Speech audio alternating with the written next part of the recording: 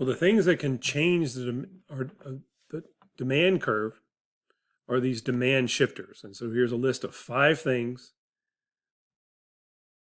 that can change consumer preferences. Income, changes in income, prices of related goods, consumer tastes and preferences, underlying changes in consumer tastes and preferences, and those can be influenced by advertising. Okay, the size of the market or population, and then consumer expectations. Let me type in here about price, about future prices. Okay, so let's talk about these one at a time. Okay, so income is, since demand curve is the willingness and ability to pay curve, income is very important. Okay, and there's 2 types of goods. There's normal goods and inferior goods.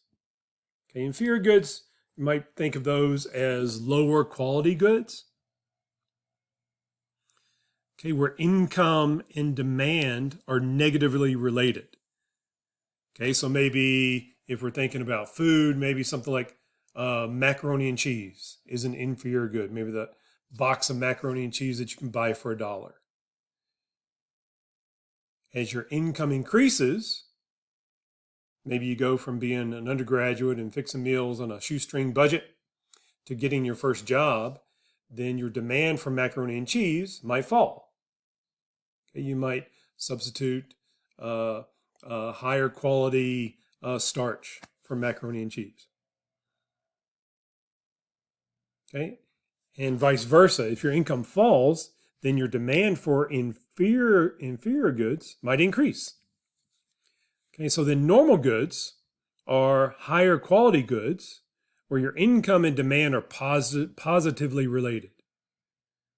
So as your income increases, you might switch from purchasing hamburger and buying more steak if you're a meat eater. So in that case, the inferior good is hamburger, and the normal good is steak.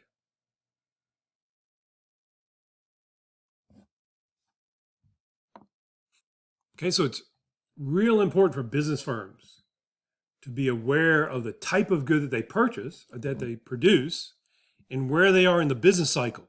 Okay, the business cycle is a macroeconomics term where an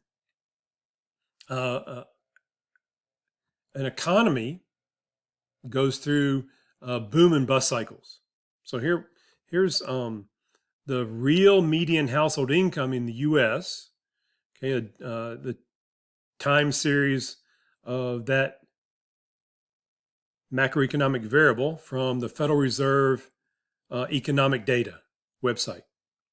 Okay, so you can see that beginning in the mid 80s, real median household income in the U.S. was a little bit over $50,000, and it increased, okay, until it began falling in the late 80s, early 90s, and that coincided with a recession. This gray bar is a recession.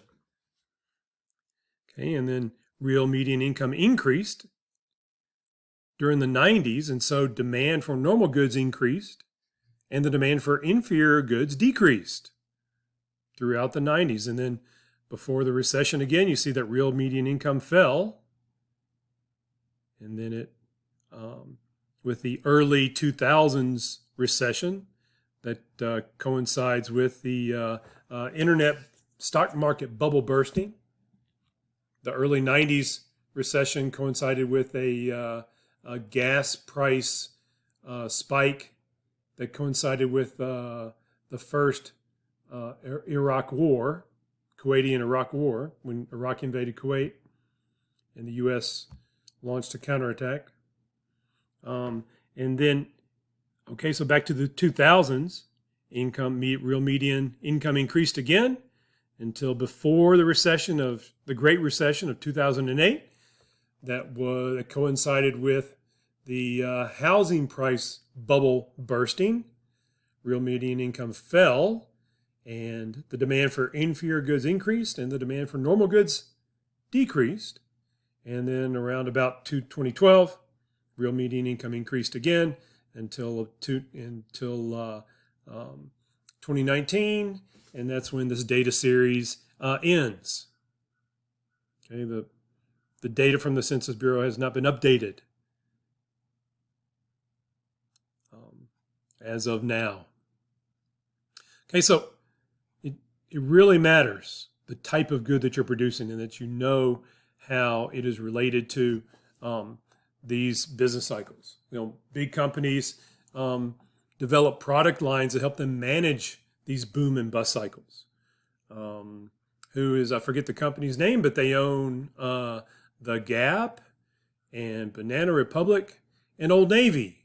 And each of those stores have different levels of quality of merchandise. So it might be that during the 2000s, the demand for clothes at The Gap increased and the demand for clothes at Old Navy decreased. And so the company that owns those two brands was able to mitigate the boom and bust cycle for both of those brands.